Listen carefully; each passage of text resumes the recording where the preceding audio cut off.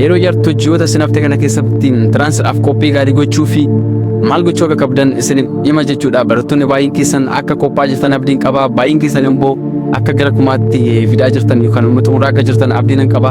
Akkasumas immoo warri ganaa qophaa jirtan yookaan warri reefu jalqaba jirtan ni danjidhee yaada. Kanaaf iyyuu hunduma keessan iyyuu warra reefu qophaa jirtanis warra gara xumuraatti fidanis immoo warra jidduma galeessa jirtan hunda keessan iyyuu viidiyoo kun isin fayyada jechuudha.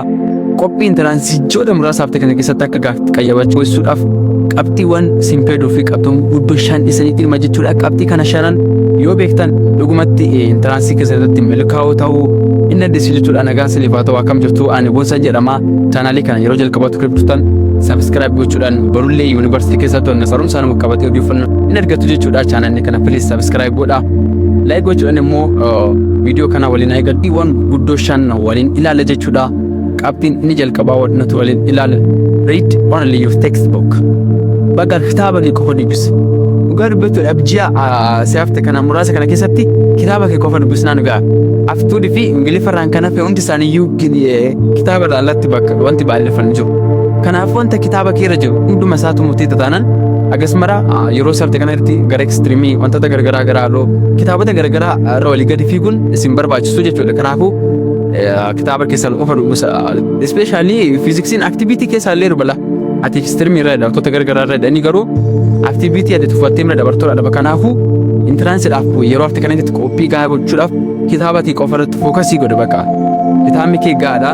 Kitaaba kee wantoota wal qabatu irraa sitti ulfaate yoo jiraate sorsii garagaraa barbaaddee jechuun ni danda'ama. Garuu kitaaba kee qofa dubbisuun si gaha jechuudha. Inni kan biraa immoo focus on subject challenges you. Kuni qabxii baay'ee barbaachisaadha. Subjectiiwwan isinitti ulfaatan subjectiiwwan qabxii koo gadi buusanyettee yaaduu qofa irratti xiyyeeffannaa bal'inaan godha. Fakkeenya kana wanta namni keessa masirratti argaa jirtan maatisii baay'ee jaaladhaan ture. Maatisii qofa deddeebisa qabxii koo immoo kan gadi buusaa ture subjectiiwwan fookasii kennaaf hin turedha. Kanaafuu subjectiiwwan qabxii koo gadi naala abuusaa subjectiiwwan intiransii koo namidha jettee yaaddu fookasii irratti godha. Isaan sirriitti dubbisa. Fakkeenyaaf Ingiliffii yeroo baay'ee ijoollee keenya qabxii isaanii gadi buusa. Afitoonnis qabxii isaanii gadi buusa jechuudha. Kanaafuu sabjektiiwwan akkasii kana fookas godhii isaan irratti dubbisi. Maaliif qabxiin kee sabjektii tokkoon ol ba'ee sabjektii irraatiin akka badi kuniif maaliif tiransiin average kareela waan ta'eef. Qabxiin inni sadaffaan immoo focus on only entrance. Intiraansiidhaaf qophaa'aa jirta taanaan sadarkaa yookaan immoo wantoota kilaasii keessa wantoota garagaraati baay'ee hojjechuu qabdu. Baay'ee isaan jechuun gati maal jechuu qotoon hin taane bakka intiransii fi sadarkaan wantoonni garagaraa wal bira ta'uu hin danda'u. Yookaan tijeetii sadarkaa fi achiin dhiibi yookaan immoo asii intiraansiidhaaf qophaa'e. Kanaafuu intiraansiidhaaf ammoo qophaa'aa jirtutti sadarkaadhaaf qormaata kilaasii wantoota garagaraatiif baay'ee wanti jechuun qabu. Saatiitti si jalaa ajjisa maal akkasumas immoo sammuu kan ta'e asii sadarkaadhaatu bachaa si gumi intiraansiidhaaf qabxii gaariin fila jechuun wal bira ta'u. Kanaafuu xiyyeeffannaan itti gochuu qabda. Intiransii qofaaf dubbisi. Intiransii qofa irratti fookas godha. Tiransfiriitti godhu gadinaa laabatoota garagaraa yoo jette amma danda'an hubattee jechuu qabda. Akkasuma waan si biluu qabu yuunivarsiitii yoo geesse amma ta'e kan si fayyadu intiransii keedha. Kanaafuu intiransii garatti fookasii guddaa jechuudha. Qabxiin inni arfaffaan adjust the way of your study. Akkaataa dubbisa feetii sirreessuu qabda. Kana siin jechuun koo iddootti dubbistu ta'uu danda'a.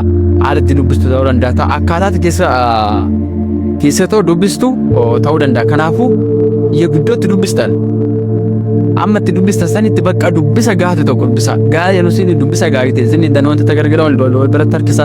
Fakkeenyaaf asii silkii gorogoraa asii inni tobilaadhaa sanatoota garagaraa gochaa kitaaba dubbisuun inni isin ajjeessa yuunagumaan dubbishanii garagaraa akkasii sandeesh. Amma dubbistan sanitti saatii gabaabduu haa ta'u saatii murtooftuu ta'e haa ta'u dubbisa bakka fookasii keessan dubbisa qofa irratti fookasii keessan dubbisa qofa irratti wanti godhatanii dubbisuu qabdi jechuudha. Akkasumas immoo iddootti dubbistan baay'ee miidhaguu qabu. Iddootti dubbistan laayibirii ta'uu danda'a, iddoo garagaraa ta'uu danda'a. Akkama laayibiriis ta'uu ibsuu danda'a. Kanaafuu amma dubbisanitti dubbisa keessan irratti baay'ee dubbisa ija qabu. Dubbisa gaarii wayii isiniif haa taatu wantoota garagaraa wajjin walitti harkisaa wal dubbistan namoota kaan haasa'u gaaffii garagaraa wal gaafachuu zoollema sa'aatiitti kophaa keetti dubbistuu sa'aatiitti barataa faana wal gaafatu adda baasi. Kun yeroo baay'eetti miidhama. Nama faana dubbisuun baay'ee barbaachisaadha. Asii hubachiisuu danda'a. Garuu immoo yerootti kophaa kee dubbistee maal jettee wanti jechuus qabaachuu qabda jechuudha. Kanaafuu yeroo dubbisa keessanii iddoo keessan ala dubbistan wantoota akkaataatti dubbistan arreenji gochuudhaan dubbisa booda gaarii ta'e buusaa yommuu dandeessu jechuudha. Qabxiin inni shanaffaan immoo Avenos. Kana jechuun wantoota ta'e babarreessaa deemuu qabdu. Wantoota nan dagadda. Qormaata irra lufa jettee yaaddu wantoota garaagaraa babarreessaa deemuu qabdu. Maanti wantoonni amma barreessaa deemtu ji'a lamaan kanaan booda ilaaltee kubsuu dandeesse. Kanaafuu wantoota naannoo dagaddaa wantoota immoo qormaata irra nufu wantoota garaagaraa jettu wantoota san barreessuu qofa yoo ta'e peejii meejii barreeffadhu peejii kan hundufti nan qabu jettee bibbisaa deemnaan intiraansiidhaaf wanti akka mirkoomni garuu hin jiru jedha qattiin inni kan biraa yookaan akka boodas gochuu dandeessan qormaata bara darbii dubbisuu qabdu. Barattoota ispeeshaalii nuti baay'ee fayyadamaatiidhaan akkuma qormaata waggaa darbanii ammam isteediste waggaa 3 waggaa 3ffaa fi 2ffaa waggaa 3 sanirra jechuudha. Kanaafuu qormaata waggaa darbee dubbisaa kanaafuu tiraansaara saniin qophaa jechuudha.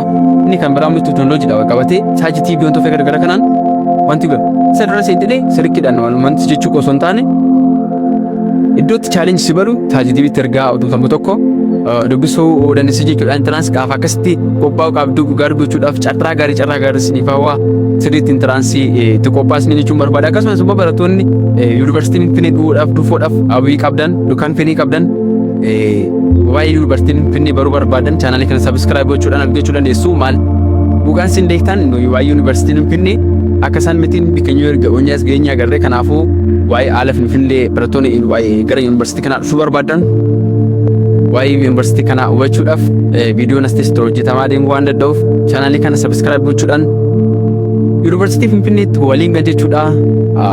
Aga dhumaatti waan na dhaggeeffataniif galatoomaa. Amma viidiyoo biraatti deebiin.